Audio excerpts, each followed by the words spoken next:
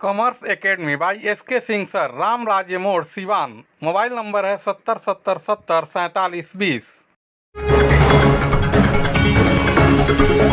नमस्कार, मैं हूं मनीष कुमार और आप देख रहे हैं हिंदुस्तान टीवी। आज हमारी टीम पहुंची है देवरिया जिला के बनट्टा ब्लॉक के सोहनपुर ग्राम सभा में और यहां पे हमारे साथ उपस्थित हैं यहां से प्रधान पद के प्रत्याशी पार्वती देवी के प्रतिनिधि हृदयानंद यादव जी।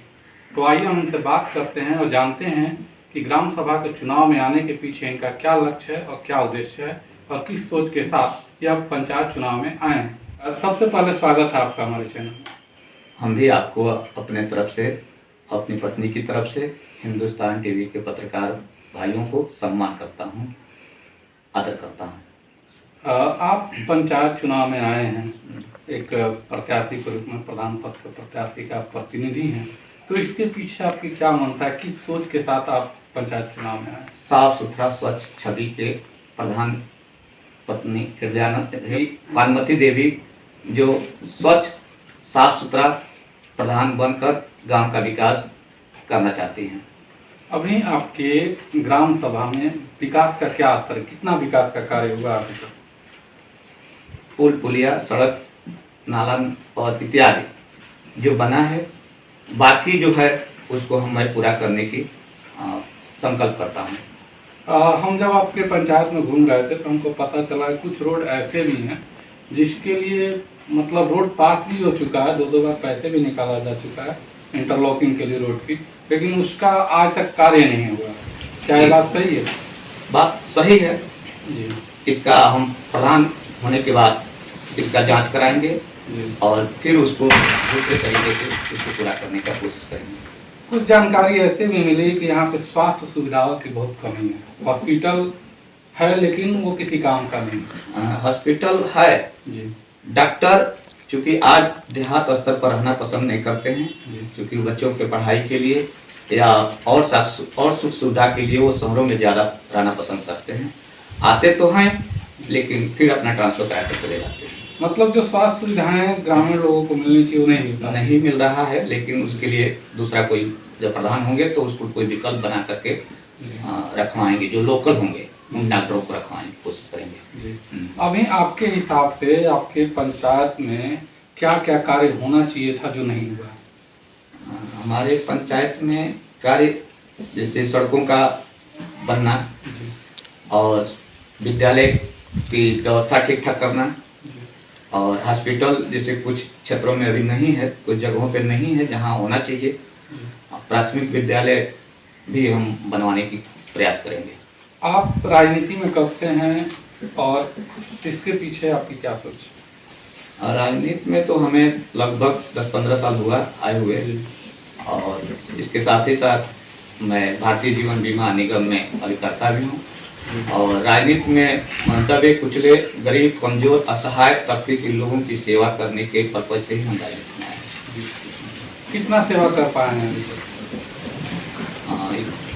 अपने व्यवहारिक विचारों से, अपने कुछ शारीरिक सहायता के जरिए अब तक तो करते रहे हैं, आगे भी करते रहे। लेकिन अगर एक पद होता तो कहीं कुछ आप ज़्यादा ही हट कर करते, ज़्यादा करते। हम देखते हैं कहीं भी हम जाते हैं तो ब्लॉक लेवल पे भ्रष्टाचार जो है काफ़ी देखने और सुनने को मिलता है। वहाँ पे जो बात की जाती है, किसी भी सरकार की हम बात करें तो जो बात की जाती है कि समाज के अंतिम पायदान पे जो लोग हैं उन तक सरकार की सभी सुविधाएं पहुँच रही, लेकिन वास्तविकता में 100% सही नहीं होता। तो क्या आप प्रधान बनेंगे, प्रधान पद के प्रत्याशी जो हैं, आप उनके प्रतिनिधि हैं, तो क्या आपकी पत्नी प्रधान बनती हैं तो उन लोगों को वो हक और अधिकार दिलाएंगे जिनसे वो वंचित हैं? जी। किस तरह से दिलाएंगे? उनका हक है, उन तक पहुंचेगा वो अधिकारियों के द्वारा, स्वयं के द्वारा और अपने सामाजिक व्यवस्थाओं के द्वारा पहुंचाएंगे। मीडिएटर जो होते हैं हर एक काम के लिए अवेलेबल है, हर एक पंचायत में अवेलेबल है और लोग भी हैं, जैसे शेर के मुंह लगा दिया जाता है वैसे ही दलाली दे करके दलालों का मनोबल बढ़ा रहता है हर एक पंचायत में। तो इस कुव्यवस्था को खत्म करने के लिए आप क्या करेंगे? इस व्यवस्था को खत्म करेंगे, दलाली खत्म करेंगे गाली भी खत्म करेंगे, और भी तमाम सारी कुरीतियाँ हैं, तमाम भ्रष्टाचार हैं, उसको हम भरसक कोशिश करेंगे खत्म हो जाए। दलालों के चंगुल से बचने के लिए आम जनता को आप किस तरह से शिक्षित करेंगे, कैसे उनको मोटिवेट करेंगे कि वो अपने काम को अपना काम समझें और अपने काम से डायरेक्ट ब्लॉक पे जाएं, किसी मीडिएटर के बीच में नहीं फंसें? इसके लिए आप कैसे जागरूक करेंगे जनता? एक छोटे छोटे से समिति बनाएंगे, जी छोटे छोटे एक संगठन बनाएंगे, और उस संगठन के माध्यम से जी स्वयं और अपने ट्रेनर जो जानकार लोग हैं जी उनके द्वारा उनको शिक्षित करेंगे, जी उनको समझाएंगे, बताएंगे कि यह आपका अधिकार है, यह आपका कर्तव्य है, इसको आप स्वयं करें, किसी दलाल, किसी माफिया किस्म के लोगों से संपर्क न करें। देखा जाता है तो बिहार और यूपी दोनों राज्यों का नाम एक साथ आता है, क्योंकि यहाँ पे दोनों राज्यों में पलायन की स्थिति काफ़ी ज़्यादा है। ग्रामीण क्षेत्रों पर रोजगार नहीं होने के कारण लोग दूसरे राज्यों में जाते हैं, फिर वहाँ पे जलील होते हैं। फिर अभी कोरोना काल जब से 2 साल से लगभग हम लोग देख रहे हैं, काफ़ी जलीलत झेलना पड़ा है, जलील हुए हैं लोग। तो क्या पंचायत स्तर पे कुछ रोजगार आपको दिख रहा है कि उसमें युवाओं को जोड़ा जा सकता है? मनरेगा के जरिए, जी मनरेगा के जरिए और स्वयं सहायता समूह के जरिए छोटे छोटे लघु उद्योग लगाने के लिए हम लोगों को प्रयास करेंगे। साथ ही बैंक से अनुदान, सरकारी व्यवस्थाओं के तहत बैंक से अनुदान दिलवाएंगे और उनको रोजगार की हर सुख सुविधा मुहैया कराएंगे। व्यक्तिगत स्तर पे और आप क्या सोच रखते हैं पंचायत के विकास के लिए? व्यक्तिगत रूप से ये बताइए कि लोगों को शिक्षित करना, उनके जल की सुविधा दिलाना, शिक्षा की सुविधा दिलाना और स्वास्थ्य की सुविधा दिलाना, यह मेरा पहला कर्तव्य बनता है। गांव में अभी आप घूमते होंगे, लोगों से मिलते होंगे अपने पंचायत में, तो पंचायत के लोग आपसे क्या क्या समस्याएं बता रहे हैं?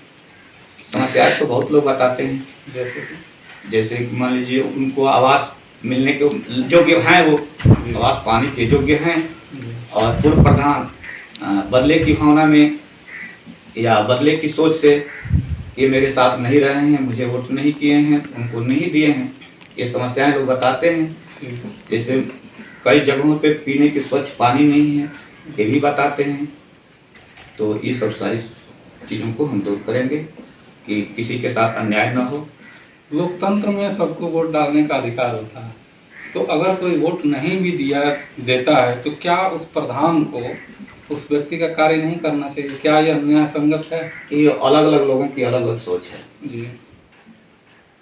मेरा ये सोच नहीं रहेगा जी जी। लेकिन कुछ लोगों ने ऐसा सोचा है, ऐसा किया भी है, तो ये तो सरासर कहा जाए तो गलत है। हाँ, न्याय तो है, क्योंकि लोकतंत्र का मतलब ही यही होता है कि जिसको पब्लिक चुने, जिसको 50% से एबव वोट मिलेगा वो जनप्रतिनिधि बनेगा। तो जीतने के बाद तो जनता के लिए उसका मालिक वही होता है, तो सबकी सुने, पूरा परिवार होता है जनता उसके लिए, जनप्रतिनिधि के लिए। तो इस तरह की सोच रखने वाले जनप्रतिनिधियों के लिए आपकी क्या राय है? हाँ, ऐसे सोच वालों को मैं भी है दृष्टि से देखता हूँ, इसलिए कि जनता सब एक व्यक्ति के साथ नहीं हो सकती है। 16 प्रत्याशी इस समय हमारे गांव में हैं, 16 किसी न किसी से रिलेटिव हैं, कुछ व्यवहार से हैं, कुछ विचार से हैं, कुछ व्यक्तिगत रूप से हैं, जैसे भी हैं अलग अलग खेमे में रहते हैं, लेकिन जो जीत जाता है उसके लिए सब एक जैसे हो जाते हैं। लेकिन ऐसा यदि जो नहीं करता है वो हमारे भी नज़र से सही नहीं माना जाता है। आज के समय में जो वोटर होते हैं किस आधार पर वोटिंग करते हैं आपके हिसाब से? मतलब जात पात देखते हैं कि एजुकेशन देखते हैं या पहले के किए गए कार्यों को देखते, किस आधार पर वोटिंग करते हैं? देखिए, ऐसा है कि राजनीति तो जात विशेष की नहीं होनी चाहिए जी, लेकिन होता तो है। खैर, वो कुंठित विचार के लोग, संकीर्ण मानसिकता के लोग ऐसा सोचते हैं, ऐसा करते हैं। राजनीति तो विचार, व्यवहार, व्यक्तित्व का होना चाहिए, ईमानदारी की होनी चाहिए। जो प्रत्याशी विचार से, व्यवहार से, व्यक्तित्व से और ईमानदार दिखे उसी को वोट करना चाहिए।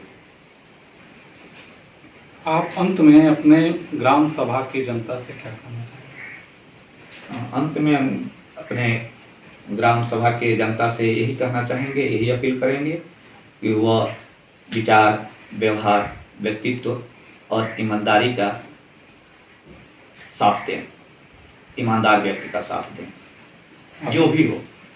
आप उनसे बात की?